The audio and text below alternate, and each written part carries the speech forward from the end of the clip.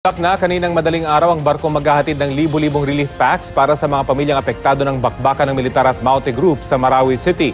Bukod sa pagkain at iba pang pangangailangan, nagpadala na rin ng dagdag na tauhan ng Philippine Coast Guard para sa maritime security sa Mindanao. Balita hatid ni Mav Gonzalez.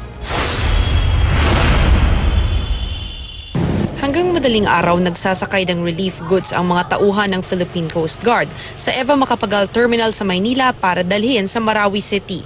Ito ang unang relief operation mula nang pumutok ang kaguluhan doon. Nasa 10,000 relief packs mula sa DSWD ang ibabiyahe nila. Bukod sa bigas, delata at kape, may laman din itong kumot, banig at hygiene kits.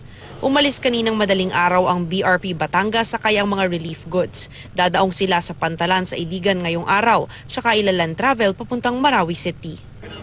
Hindi lang relief goods ang hatid ng mga barko ng PCG. Kahapon ng umaga, umalis na ang BRP Malabrico sakay ang mga dagdag na tauhan na tutulong para sa maritime security sa Mindanao. Bukod dito, mayroon pang 2 barko na paparating roon mula Zamboanga at Indonesia. May mga kasamang tao itong barko, no? Tsaka actually may medical team dito na pagdating doon, i-convert din namin to sa floating hospital tong ship.